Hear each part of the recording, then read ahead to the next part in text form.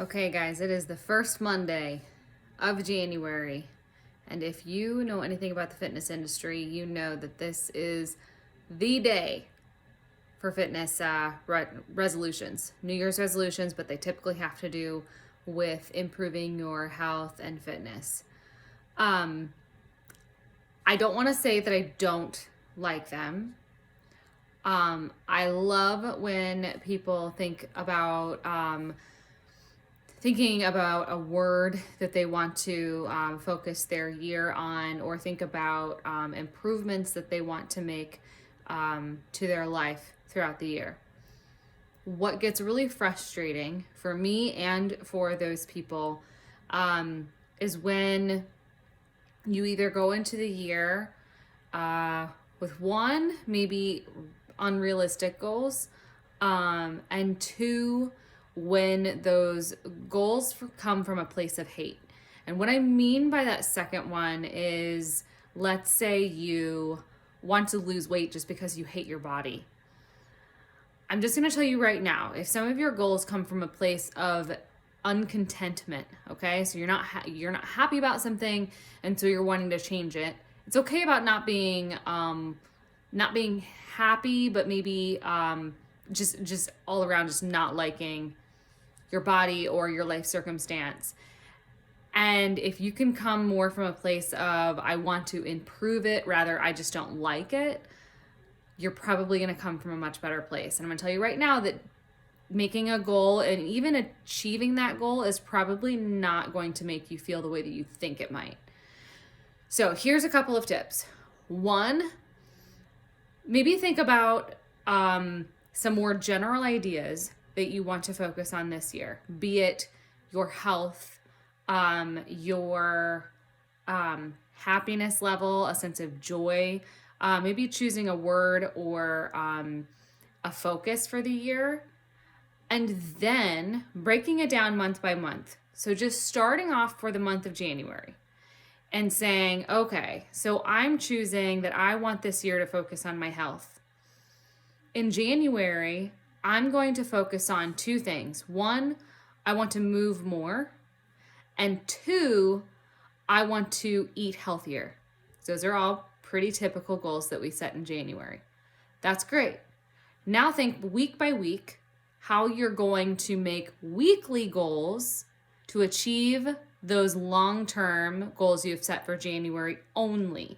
So how are you going to move more? And how are you going to eat healthier? All right, so this week, I am going to move more by exercising 3 times this week. And I'm going to eat healthier by meal prepping my breakfast and lunches 3 times this week. You know that it's a good goal if by the end of the week, you can say you did it or you didn't. That you can give yourself a grade. Can you give yourself, I did it by 90% because I said that I was going to do it 3 days and I did it 2.5. Okay, I fixed my breakfast all of the days, but my lunch is 2 of the days. So I gave myself an 85 or 90%. That's when you know that it's a good goal.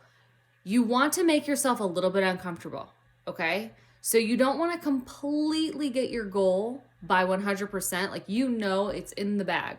You've got it. You want to hit that goal you want to say, like, when you're making it, that you want to be around a 7 or an 8 on a scale of 1 to 10.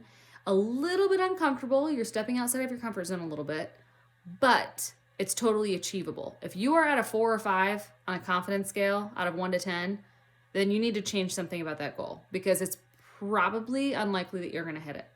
And why would you set yourself up for something like that, right? Why are you going to set yourself up for failure? Now, one other thing I'm going to say about making goals is that if at the end of the week, if at the end of the month, you feel that you failed, it is not a failure. Because we can always turn around and say, it didn't go how I expected it, or there's something about it that I didn't like the outcome.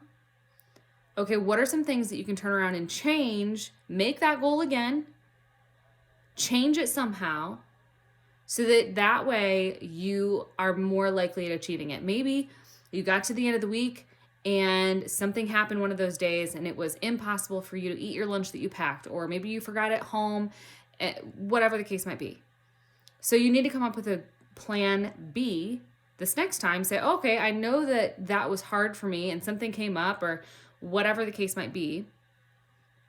Make a plan B this time for why you weren't able to achieve that goal. Okay? You never fail. You only fail if you, at the end of the day, say, just give up and don't try again. All right? So, hopefully this was helpful. Please reach out to people. Tell them that you are making a goal. Reach out to me. Let me know. I would love to be able to come alongside of you and support you in some way. If you need some help thinking through some goals that might be achievable for you, let me know. I'd be happy to help. I hope that this week puts you off for a great January, and that you are not one of the high percentage of people, 8 out of 10, that give up by mid-March. You are worth putting in the effort for.